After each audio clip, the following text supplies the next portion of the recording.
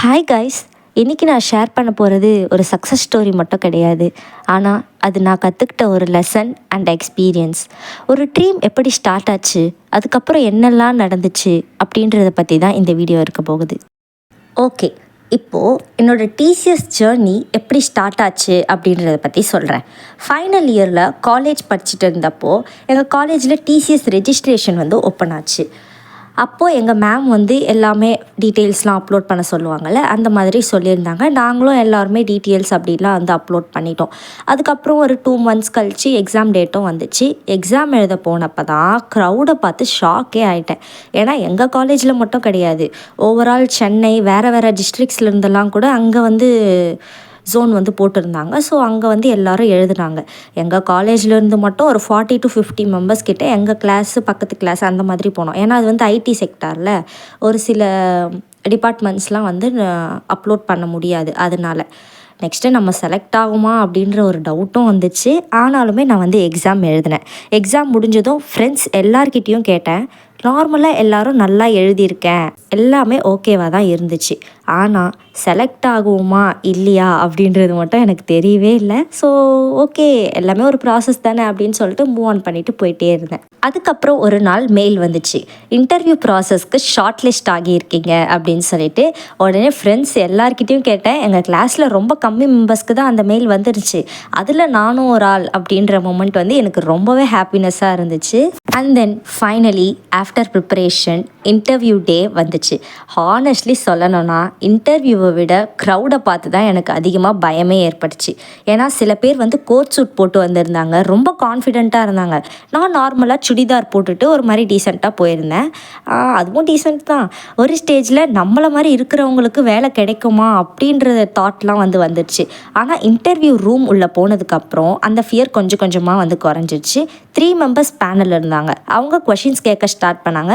எனக்கு தெரிஞ்சதை காமாக எப்பயும் போல் நான் ஆன்சர் பண்ணேன். இன்டர்வியூ முடிஞ்சு வெளியே வந்தப்போ நம்ம பெஸ்ட்டை கொடுத்தாச்சு அப்படின்ற ஒரு சாட்டிஸ்ஃபேக்ஷன் மட்டும் எனக்குள்ளே இருந்துச்சு.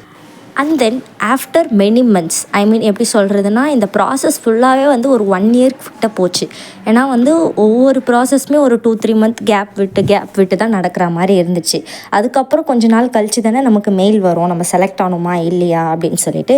ஸோ மே மந்தில் எனக்கு ஃபைனலாக ஆஃபர் லெட்டர் வந்துச்சு. அதுக்கப்புறமா நம்மளோட டாக்குமெண்ட் ப்ராசஸ்லாம் இருக்குல்ல, ஸோ அந்த டாக்குமெண்ட்ஸ், பாஸ்போர்ட் வெரிஃபிகேஷன், ஏன்னா நம்ம பாஸ்போர்ட்லாம் வச்சுருக்கணும். ஆனால் அது என்கிட்ட இல்லை. ஸோ நான் அந்த பாஸ்போர்ட் அதெல்லாம் அப்ளை பண்ணுறது, அந்த ப்ராசஸ் எல்லாமே ஸ்டார்ட் ஆச்சு. பாஸ்போர்ட் அப்ளை பண்ணேன். ஒரு ஸ்டேஜில் ப்ராப்ளம் ஸ்டார்ட் ஆச்சு. டாக்குமெண்ட்ஸ் அப்லோட் பண்ணும்போது சர்வர் டவுன் அப்படின்ற தொடர்ந்து வந்துக்கிட்டே இருக்க ஆரம்பிச்சிச்சு. முதல்ல நான் நினச்சேன் எல்லாருக்கும் இதே ப்ராப்ளம் இருக்கும். ஏன்னா அது ஓவரால் அப்லோட் பண்ணுறாங்களே. ஸோ ஒரு டைம் நான் 2 o'clock 3 o'clock கூட அப்லோட் பண்ண ட்ரை பண்ணியிருக்கேன். பட் ஆனால் அது ஓப்பன் ஆகலை. எல்லாருக்குமே இதே ப்ராப்ளம் இருக்கும். அதனால நான் பெருசாக எடுத்துக்கல. ஆனால் எனக்கு தெரியாது அதுக்கு ஒரு டைம் லிமிட் இருக்குது. அதனால நான் பெருசாக ரொம்ப அதை டேக் கேர் பண்ணலை. அப்புறம் லேட்டராக தான் தெரிஞ்சது எல்லாருமே அப்லோட் பண்ணிக்கிட்டு தான் இருக்காங்க. எனக்கு தான் அந்த எரர் வந்துக்கிட்டே இருக்குது அப்படின்றது. ஃபைனலி ஒன் டே நார்மலாக மெயில் ஓப்பன் பண்ணி பார்க்கும்போது அதில் இருந்த மெசேஜ் தான் ஆஃபர் ரிவோக்டு மெயில். அவ்வளோதான். அந்த மூமெண்ட் தான் நான் ஃப்ரீஸ் ஆன மூமெண்ட். என்னால் நம்பவே முடியல. காலேஜ் முடிஞ்ச உடனே அந்த ஒரு மந்த்ஸில் நமக்கு ஒரு வேலை கிடச்சிருச்சு அப்படின்ற ஒரு ஹாப்பினஸோடு இருப்போம்ல, ஒரு செகண்டில் அந்த ஹாப்பினஸ் எல்லாமே போயிடுச்சு. ஆனால் இந்த வீடியோவில் நான் என்ன சொல்ல வரேன் அப்படின்ற விஷயம் என்னென்னா, ஒரு ஆப்பர்ச்சுனிட்டி மிஸ் ஆகிடுச்சுன்னா லைஃபே முடிஞ்சிடாது. அதே நேரத்தில் டாக்குமெண்ட் வெரிஃபிகேஷன் எந்த மாதிரி அப்லோட் பண்ணுறோம், மெயில்ஸை எப்படி நம்ம பார்க்கணும், இது எல்லாத்தையுமே ரொம்ப கேர்ஃபுல்லாக ஃபாலோ பண்ணணும். Even after the selection process யாராச்சும் சொல்லுவாங்க அப்படின்னு சொல்லிட்டு நம்ம வெயிட் பண்ணாமல் நம்மளே செக் பண்ணிக்கணும். ஏன்னா அதுதான் இம்பார்ட்டண்ட்டே. இதுதான் நான் கற்றுக்கிட்ட ஒரு லெசன். இப்போ அந்த ஜாப் இல்லை, ஆனால் அதில் கிடைச்ச எக்ஸ்பீரியன்ஸ் எனக்கு இருக்குது. அதை வச்ச ஒரு கான்ஃபிடென்ஸ் எனக்கு இருக்குது. அதனால் இன்னும் நான் தொடர்ந்து முயற்சி பண்ணிக்கிட்டே தான் இருக்கேன். இதுதான் என்னோடய டிசிஎஸ் ஸ்டோரி. எல்லாருக்கும் பிடிக்குமா அப்படின்றதுல தெரியல. பட் இது என்னோட ஒரு எக்ஸ்பீரியன்ஸ். ஸோ அதனால் நான் உங்ககிட்ட ஷேர் பண்ணணும்னு நினச்சேன். So I shirt it now. Thank you for வாட்சிங் திஸ் வீடியோ ஃபுல்லி. எல்லாருக்கும் நன்றி.